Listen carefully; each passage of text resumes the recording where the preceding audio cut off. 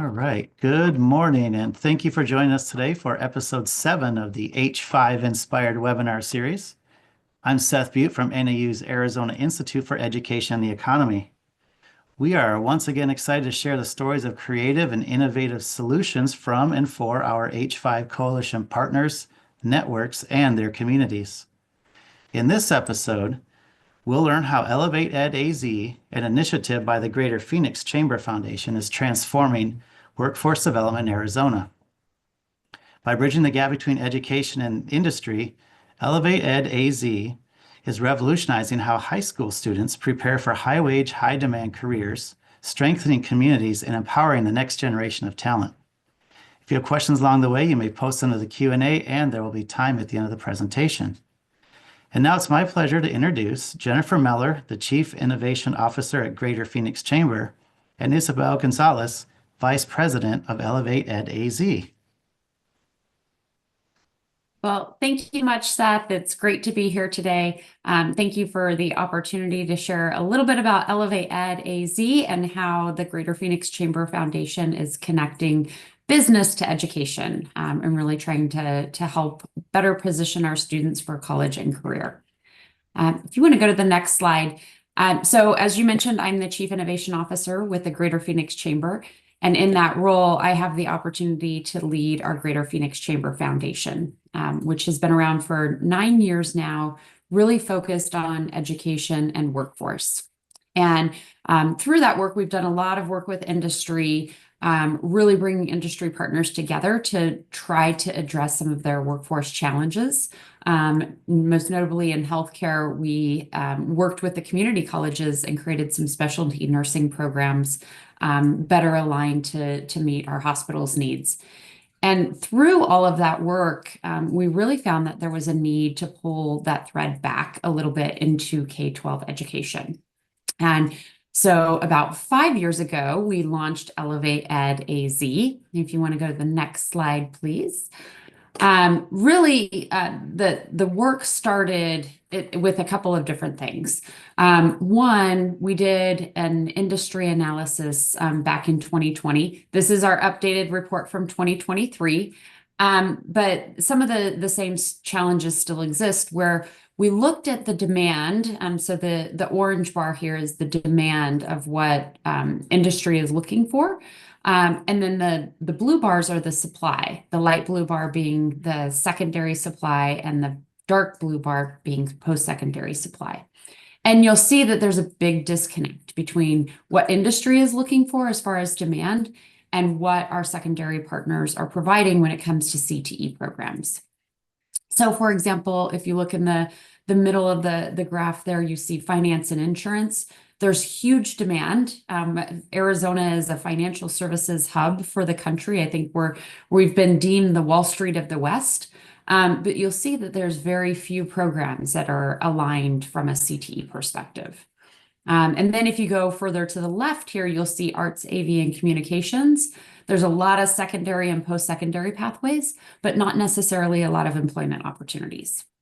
And so again, we did this analysis back in 2020. I will say that there are improvements that have been made to better align the supply and demand. But really our focus through ElevateEDAZ is trying to ensure that more students are being prepared for the future of our workforce. And if you go to the next slide, please. So hence we launched ElevateEDAZ again about 4 years ago, 5 years ago now, really focused on trying to connect students to college and career opportunities, knowing that the pathway is both, that students should be pursuing both college and career, and a lot of career opportunities require post-secondary credentials and degrees. So we launched with a focus on one, ensuring that students had that continuing education, whether that's through a credential or some sort of post-secondary attainment. Two, really engaging business and industry to provide more career awareness and career exploration. And I'll let Isabel talk a little bit more about that. Ultimately, we want every student to have an internship and a job shadow experience so that they can really take some of the technical skills that they're learning in the classroom and apply those in real life employment. And through this work, we've already proven that all of these opportunities will fast track students to employment. And that could be employment immediately after high school, or in many cases, we have students that are actually going into post-secondary education and still staying connected to their internship employer partners for future opportunities. So with that, I'll go ahead and turn it over to Isabel and let her talk a little bit more in more detail about our program. Thanks, Jennifer. Hi, everybody. Really good to be with you all. I'm Isabel Gonzalez. I serve as the Vice President of ElevateEDAZ. And that means that I not only responsible for implementing the overall model that we're sharing with you today, but also oversee our district directors and coaches who are closely working with our education partners and a small team responsible for overseeing the relationship with our business partners, employer partners specifically, in support of the model. So again, thank you all for allowing us the opportunity to share more and to sort of bridge the problem we're trying to solve for as a Chamber of Commerce and supporting workforce development in our region, and specifically looking at that secondary high school level. The model was focused around these 4 areas in terms of our overarching goals. So what we do is partner with our education partners, district and schools, to really think about how do we come in and complement and support the work that districts want to do around creating a comprehensive and high quality career connected pathway for students at their schools. Right. And the way we look at that comprehensive high quality experience for students is thinking about our 4 goals.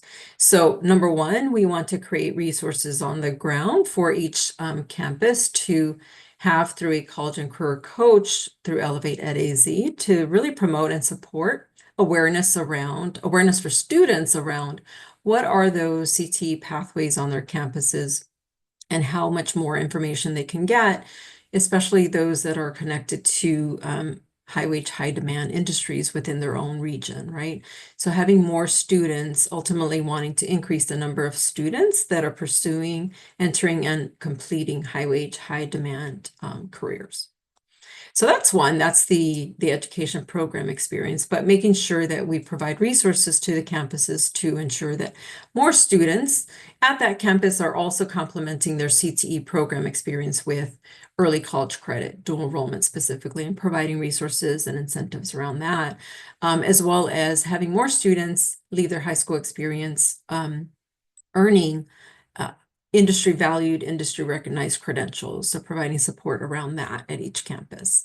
And so then you move along in terms of what would round out that experience for students is, of course, the work-based learning experience, which a lot of you as educators and school leaders are implementing, right? And providing additional supports around career awareness activities, interest and aptitude assessments, guest speakers, that sort of thing.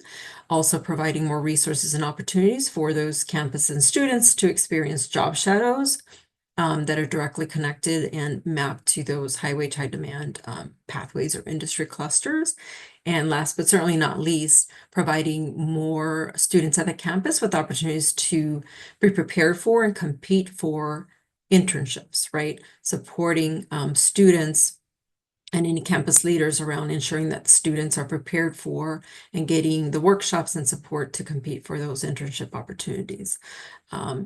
And last but not least, we also have a focus historically of really thinking about educator externships and creating more opportunities and or more awareness around those educator externships that exist, so that teachers are also getting additional support in bringing the in the field information back into the classrooms.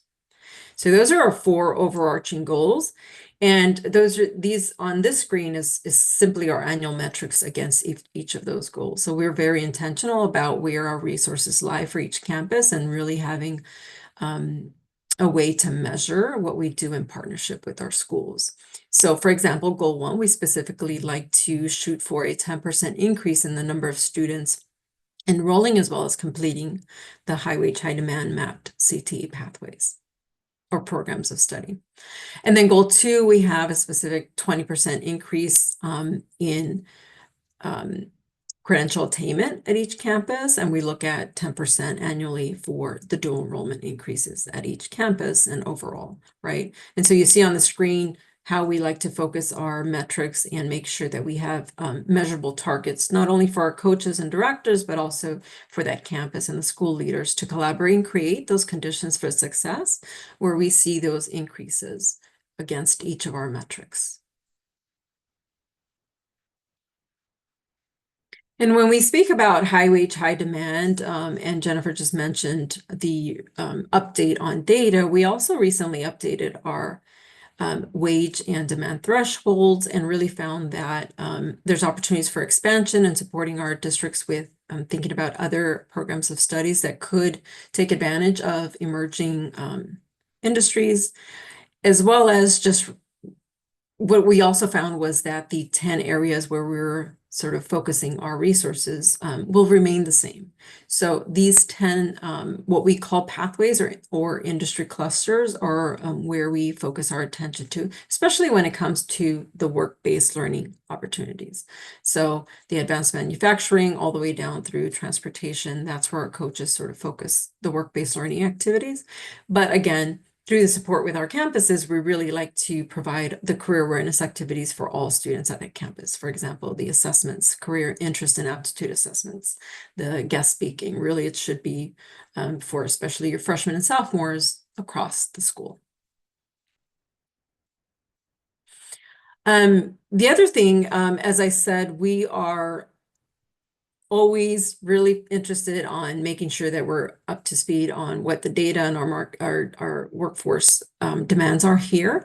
So as I mentioned before, we recently, as of late last year, updated what we call a pathway analysis report and looked at not only making sure that we are in line with supporting as a model, as an intermediary, making sure that we're supporting those pathways that offer the greatest return, not only to our students, as well as to our economy, right? And so we looked at the wage and demand and, assessed them all by that strength. And also it helped us analyze at the end of that pathway, which is on our website, at the end of that report, where can we sort of start supporting and having conversations with our partners around what other pathways could be either improved or changed to support those priority and emerging industry sectors. And so there you have that on the screen in terms of where we landed with wage and demand threshold. And there's a link there if you get the slides later, but also you can find that on our research page. So just wanted to always emphasize that we're data driven. And then next, just sort of where we are currently, we are at 5 school districts and 1 charter network. And that encompasses 21 campuses. And geographically, it looks like this. And we have plans to grow into 6 new sites, in the next school year. And Jennifer will say a bit more about that in terms of our expansion. Another thing about the how, it's really important to share, our model is specifically focused on having college and career coaches embedded on our campuses. Right now it's 2-to-1, 1-to-1, but it may be something different as we evolve and iterate on our model. But really the college and career coaches are on campus, really coordinating the activities and playing either a lead or support role when it comes to the 4 areas that we talked about, specifically the first 3, which is the enrollment into those CTE pathways and the support for credentials and early credit, as well as the work-based learning activities. And they are supported by a district director at ElevateEDAZ, who's really a district liaison and a partner with our district points of contact, mostly CTE directors, right? Thinking about how do we create those conditions for success around the metrics, which we all are interested in realizing together.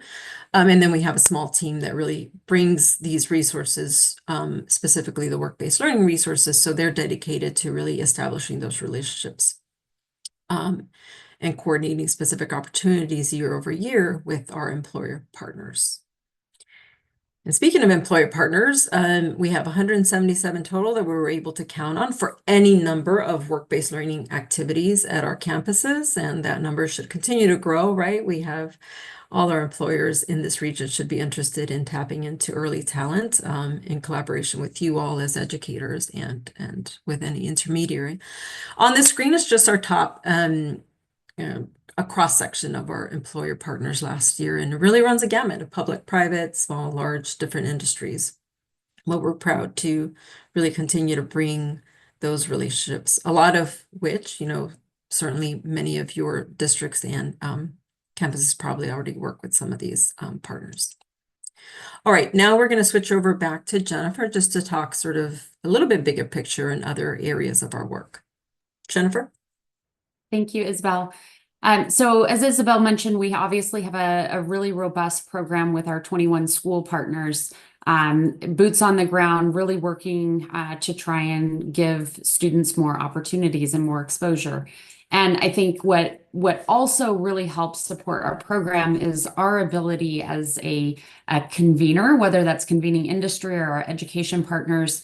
We play a really vital role in convening the community and help championing different efforts. And so we currently are hosting two convenings, one which is the Dual Enrollment Coalition. And this is actually a statewide coalition of leaders that are coming together, including the governor's office, the Department of Education, school districts, and other organizations with the intent of increasing dual enrollment access and attainment across the state. And this consortium has been extremely powerful in just really helping to try and build some more exposure to the opportunities of dual enrollment. As an example, the Department of Education has created some additional awareness on their website, one for teachers to get dual enrollment certification information, and two for students and parents to learn more about the benefits and value of dual enrollment. Additionally, we just formed a consortium of our ElevateEDAZ school partners. Again, that group is focused on sharing best practices, which is we've had some really great success in already, but also coming together to apply for federal and local grants, knowing that we all have different funding needs for different opportunities. But this is a really great way to collaborate, partner, and have a stronger impact. And then also really thinking about addressing systemic barriers to educational attainment. So one of the things that we've been talking about under the consortium is how do we address the teacher shortage? And is there an opportunity for us to come together and create a teacher in residence program, if you will, or some sort of opportunity to engage employers in education and really leverage their strengths and experience. So would invite you all to join us in the Dual Enrollment Coalition if you're at all interested. And then last but not least, we talked a little bit about expansion, and Isabel mentioned that we're looking to grow to 6 additional schools next school year. We are very excited that we've already locked in all of those schools and are working on those formal partnerships to be announced shortly. But that includes statewide expansion to a Southern Arizona school. So we're really excited to be able to take what we've built here in Maricopa County and really expand that out to other communities. And overall, we are looking to expand to 100 schools by 2030. So we have some really aggressive expansion plans, really see an opportunity for this to be a statewide effort, and just being able to take the impact that we've had here in Maricopa County and make that an Arizona success story. So last but not least, we also wanted to share with you, some information on dual enrollment. I'm sure this group is very, very knowledgeable on the benefits of dual enrollment, but some really great statistics and facts. We know based on the Helios Decision Center report that students taking dual enrollment are twice as likely to go to college. And they're more likely to persist in college. So stay in and actually successfully complete their college degree. And then last but not least, we also, we have a dual enrollment expansion teacher incentive that we're offering through ElevateEDAZ. This is actually available to all teachers across the state of Arizona.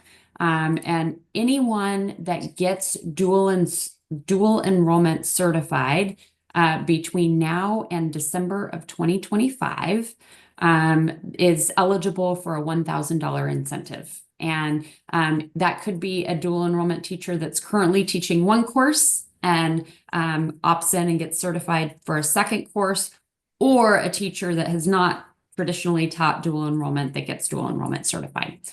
So we would love for you to check out our website through the QR code below and give us a ring. And I guess last but not least, I think I've said that a couple times now, but this is our full expansion plan and growth. Again, we started with 5 schools in 2 districts back in 2020. We are currently in 21 schools, expanding to 6 more in the coming year, with a goal of being in 100 schools across the state by 2030. And if you're interested in becoming an ElevateEDAZ school partner, would invite you to reach out to us, and we would love to have those conversations. Great. So we're going to end just with some highlights, and definitely want to leave time for questions. So we put out a annual report, as many organizations do, but I just want to call out, for example, in the 3 years that we've had the internship program. So we launched that, I think, a year or 2 later, and just had seen some tremendous growth in the number of internship opportunities we've been able to bring to the campuses. And that's experienced nearly a 300% year-over-year growth. So that's the 300 internships last year and that progression. The other thing I want to point out is we just talked about dual enrollment. At the bottom left-hand corner is 6%. So that was last year. We closed the books on 6%. While that was shy of our 10% increase, annual increase, it still is, increasing those opportunities, knowing those positive outcomes on students. And interestingly, excitedly, this year, we're already on track for having a 15% increase. So we're excited about the work that we're doing in partnership through the coalition, through best practice discussions, et cetera, really just increasing those opportunities for students. So exciting there. And then these last 2 slides are really just success stories. I wanted to pick something that was very recent. For example, Jessica Morales is one of the school students at a campus who very recently on her own posted about going on to a job shadow. And this was a new partner for us, and really we're excited to bring forward this new partner of Channel 12. And she was so inspired by that job shadow, really thinking about how she can possibly look at multiple possibilities for her career. And so the experience was so positive, she posted. So I'd just like to share that sort of the work that you all are doing is really exciting and impactful. And we just want to come in and complement and support with those partnerships and just the coordination, the boots on the ground to coordinate things like this. And then secondly, around internships, one of the things that we currently do, while we don't know if it, something will sustain, right? But really want to support students and the barriers, right? So for example, transportation is a barrier, and we've been able to think about that through, say, a partnership with, at this point, it's been Hop, Skip, Drive, just to support students really engaging in and completing internships through that support. So on the left screen, you just have some quotes from our business and business partners, as well as a parent who sort of speaks to the importance of providing that support, because a lot of our students don't have access to reliable transportation, and that may make all the difference in the world. And then excitingly on the right is working with Mayo Clinic, really to think about not only lowering the age, which opens up opportunities for them as an employer, but also for the students that we're working with. And just highlighting that we've shared through social media a video that talks about the success story of one of Mayo Clinic's interns through this partnership. So it all matters, and we're all here to do really impactful work. So I just want to thank you all for the opportunity to share more about how we want to support and complement the work that is being done to ensure that students have career-connected learning experiences and successful trajectory within high school and certainly outside of high school. I will end there, Seth. Excellent. Thank you so much. Does anyone have questions? Because I might have a question or two.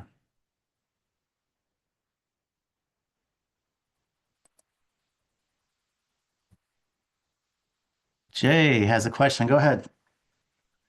There's always at least one guy with a question right out there.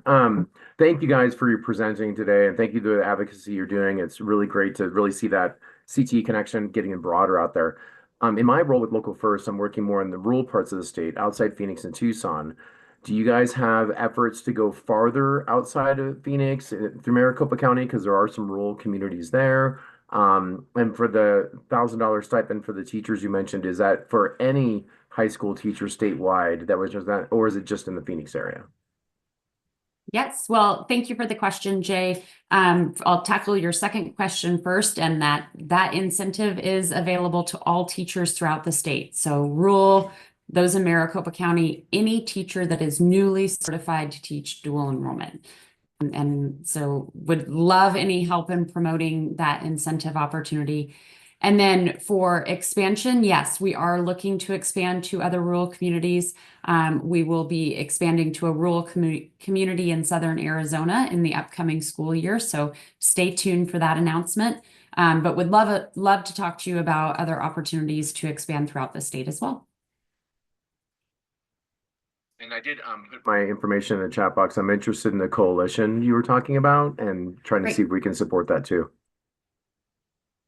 Excellent. I will pass your information along.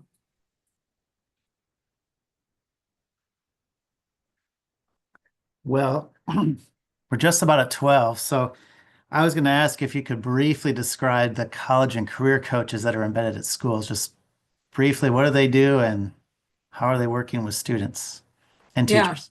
Great question. Thanks, Seth.